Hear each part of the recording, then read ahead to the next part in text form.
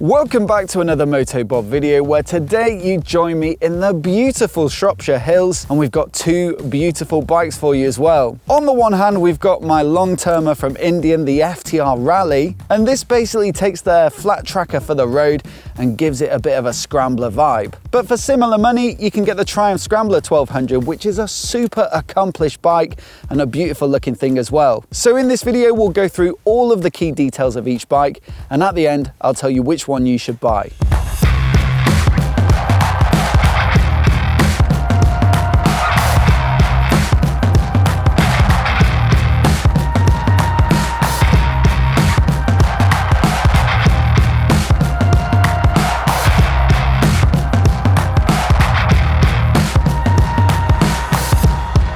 But before we get started, a massive thanks to Rec Watches for sponsoring this video. They take salvaged parts from iconic vehicles and then build them into their stunning limited run watches. So to go with the Steve McQueen edition Scrambler that we're shooting with today, they sent me their TTT Escape to try out. And this is incredible. It uses the original clutch plates and com rods from the 1962 Triumph TR6 trophy that was actually used in the filming of The Great Escape. Just 393 of these will be made, and personally I think it looks incredible next to the McQueen edition Scrambler with the brown leathers and green accents tying in perfectly. They also worked with Icon 1000 to integrate metal from the stator cover of their custom 2013 Triumph Speedmaster. The result is this more stealthy looking TTT Icon 1000 edition, and this one is limited to just 262. Both watches are beautifully made, and they also have a neat motorcycle specific feature, which is that the whole dial can be rotated within the bezel, so you can still read the time perfectly at a glance while you're on the bike. So once again, a massive thanks to Rec Watches for sponsoring this video, and they've also kindly offered a 15% discount code for my viewers, which you can find down in the description.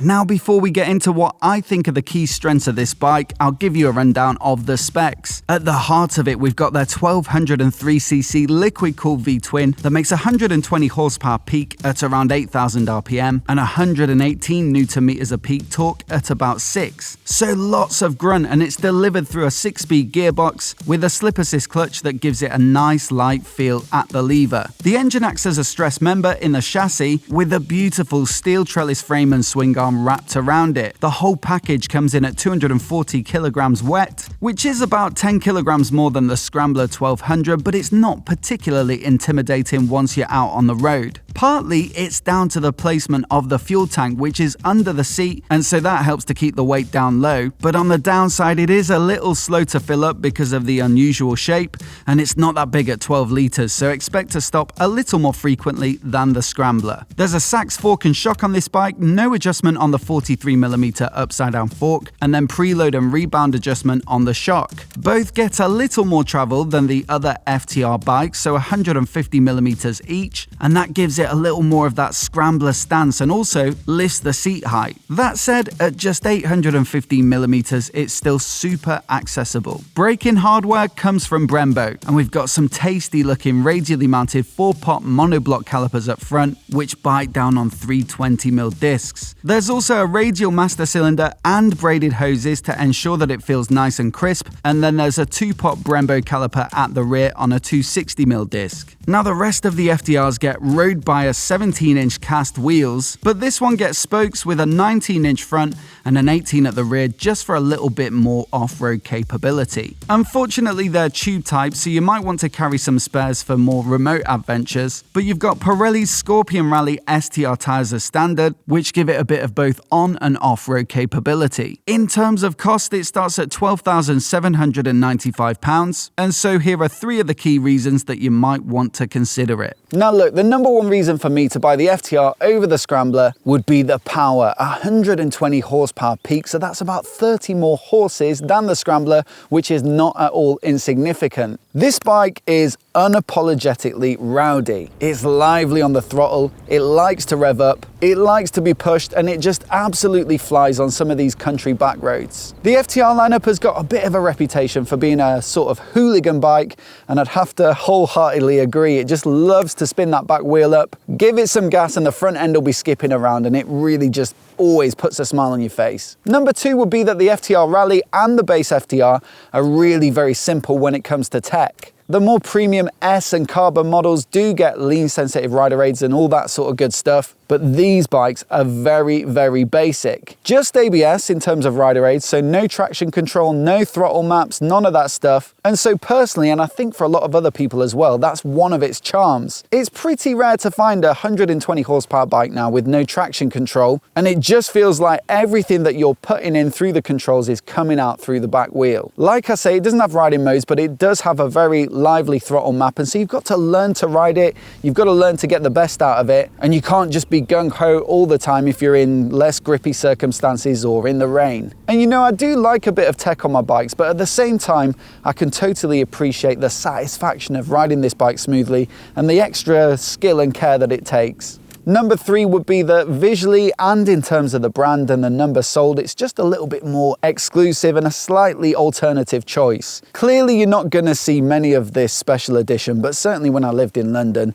Bonnevilles are plentiful, and for good reason, because they're brilliant bikes. The FTR though, you don't see as many of them on the road, and I do reckon it's a little underrated, but for some people that could be part of its appeal if you want to be riding something a little bit different that stands out from the crowd. Now I should have actually added a 4th, which is that the seat height is a lot more accessible at 815mm versus the 870 of the XC model that we've got here today. There is of course the Scrambler 1200 XC sitting a little lower at 840mm, but either way, if you've got short legs, the FTR is going to feel more approachable while still giving you a bit of the Scrambler look. Now with the Scrambler 1200, you've also got a big twin-cylinder engine, and although this one's a parallel, not a V, it still has a very similar feel and sound because of the 270-degree crank. I will say that the Bonneville Twin feels more beefy, maybe with more weight to the crank, because it's not quite as quick to respond on the throttle, and I think that's by design to give it a nice smooth feel. Performance figures aren't quite as wild as the FTR, with 89 horsepower peak at 7,250 RPM, but it does have a bit more low end to it with a similar peak torque, but made quite a bit lower in the revs at 4,500 RPM. This bike also gets a 6-speed box and a slip assist clutch, and it also gets a bit more fuel capacity at 16 litres to the FTR's 12. In terms of the chassis, we've got a steel cradle frame, and so it's a slightly more traditional design, but it does give it that retro look and also allows you to fit a decent sump guard to protect the bike underneath should you wish to off-road it. Suspension is from Showa with a 47mm fully adjustable upside down fork, and this XE model gets a massive 250mm of travel. And it's the same for the twin shocks at the rear, which are also fully adjustable, and these come courtesy of Öhlins. Brakes are similarly well spec with Brembo's M50 calipers on 320mm discs, and also like the FTR, you've got a 2-pop Brembo at the rear. Price-wise, this special edition is long sold out now, but the regular XE model upon which it's based starts at $12,995. The slightly lower slung and more road-biased XC version, which is arguably a closer match for the FTR, starts a little lower at $12,095. So the number one reason for me to buy the Scrambler 1200 over the FTR is that little bit of extra refinement. The FTR is rowdy and unapologetic, and although this bike will certainly shift, it just has that smoother feel to it on the throttle. You've got more adjustability in the suspension, a slightly better braking setup, you've got tubeless tyres, and so all around it just feels that little bit more accommodating to the rider. Part of that is the tech, so reason number 2, plenty of riding modes, lots of rider aids, all the different settings that you could imagine, and effectively what you've got here is the capability of a modern adventure bike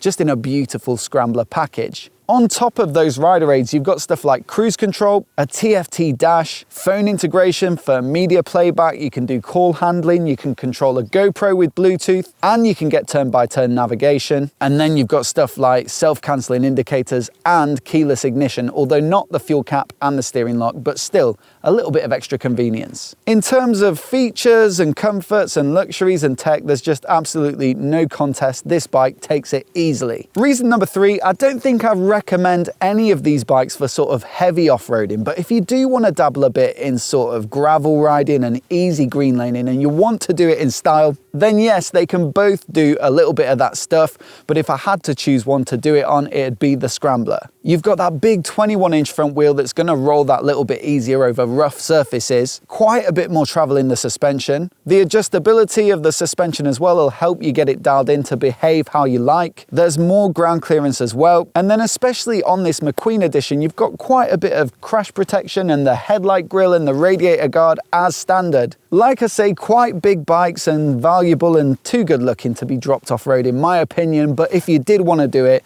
the XC takes it. So in summary, this bike is a bit more of a hooligan. The Triumph offers a bit more refinement and tech, but quite frankly, I'd be perfectly happy with either of them. As always though, I'd love to know which one you choose down in the comments below, so do let me know. And if you're new here and you want to see more videos like this, hit subscribe and I'll catch you in the next one.